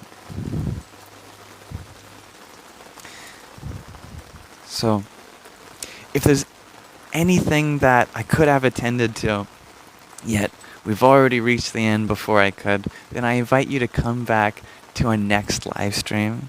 And to know when that is, I invite you into the Telegram group chat. It's just a convenient space for me to share where and how I'll be taking the direction of this community, and a space for all of us to communicate with each other. So if you make friends here and you want to explore topics with each other, that's the space for it. That's linked in the link in my bio. That's shakta.ca, shakta.ca. All that is free for everyone. So I hope we make good use of that space. Tonight, what I'm going to do is contemplate exactly on what structure I want to have for a period of time, and over the course of that period of time, do live streams and the other things relating to this community. I'm thinking about timing it with the phases of the moon, because the traditional 7 days a week, 9 to 5 kind of work structure, it comes from a very masculine perspective that's tied to the male body of being solar. Feminine, she operates more lunar, and her cycles take more time to complete. I was thinking about structuring my life according to the day and a week. You know, one day, a whole week, I need more time than that to really break down all the things I want to do. So I want to go by the cycle of the moon, rather. You know, the full fortnight or 2 fortnights. That's enough. That's much more time to think about all the things I want to do in a period of transformation. So I'm going to think about that tonight and come back to you with a structure of these live streams and the other things we do here tied to the lunar cycle.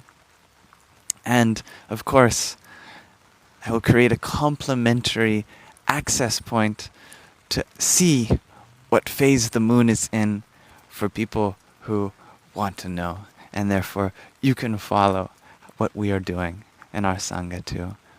Maybe I'll create a page on my website that shows the current phase of the moon and what that means for our Saṅgha and what we do on those days, as well as perhaps another aspect of Jyotishi, which is the Telegram bot that already gives us astrological information on the happenings in our solar system every day.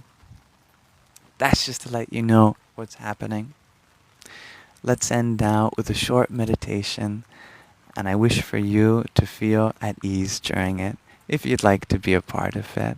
Otherwise, I wish you happiness, joy, peace, and bliss on wherever else your day takes you.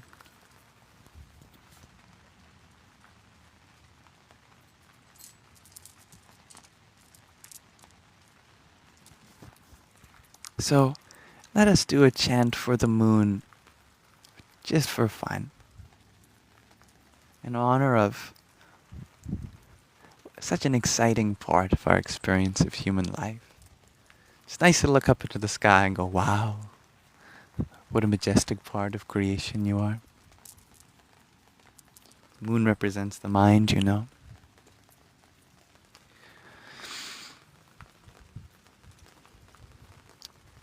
So, I really like the first mantra to the moon in the cycle of moon salutations. Chandra Namaskar. It is Om Kāmeśvarī Namah. That means Om. Salutations to Kāmeśvarī. Who is Kāmeśvarī? Let's break down that name. It's a compound between Ishvari. Ishvari means lady. Actually, it means lady in a very powerful sense, because Ish means to have mastery over something. So Ishvari is the lady who possesses mastery over something, who possesses authority over something, who is the controller, who is the, just as we say, in the masculine term, the lord of something is the lord, the one who has the ability to direct that thing, whatever that thing is. Lady is the equivalent term here. Ishvari, in that sense. Who is she the lady of in this sense? Kama. Kama is desire, love, pleasure. Kāmeśvarī. That's a name for the moon. She is the lady of love, of pleasure, of happiness, of that kind of thing. She is the one who grants desires, of grants wishes. And try it for yourself. If you ever have a wish, go and ask the moon. You may be surprised how much power the moon has.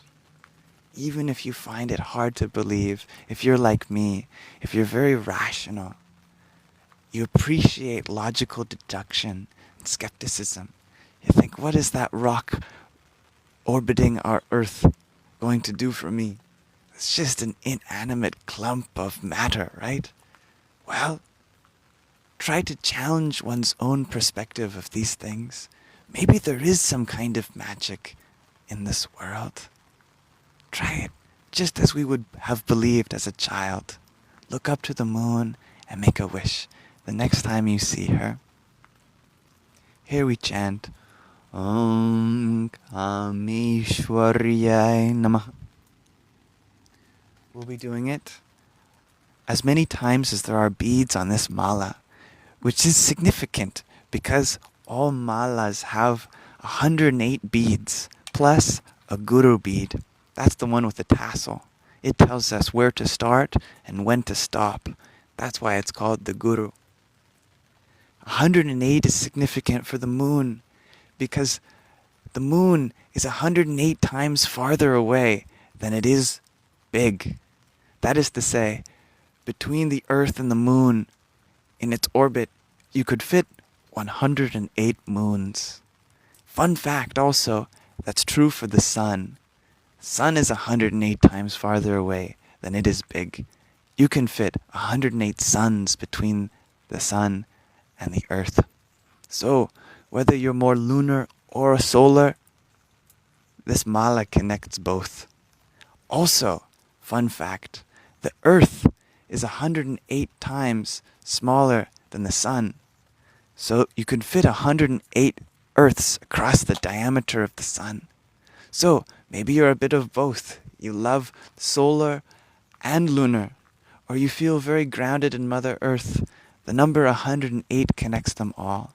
And there's lots of other ways the number 108 shows up in our solar system. So it's a great number to chant because it connects us symbolically, at least, with the cosmos. Let's chant the Kāmeśvarī now.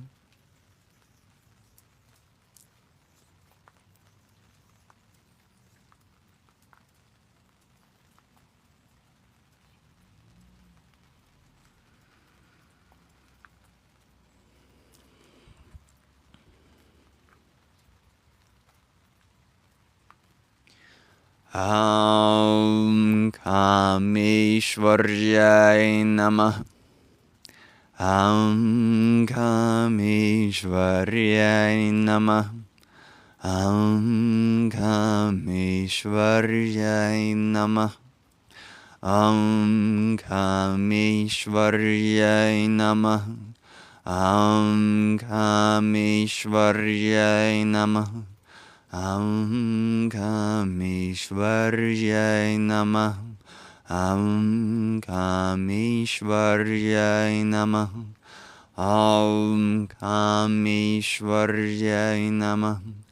Om Kāmeśvarī Namah. Om Kāmeśvarī Namah. Om Kāmeśvarī Namah.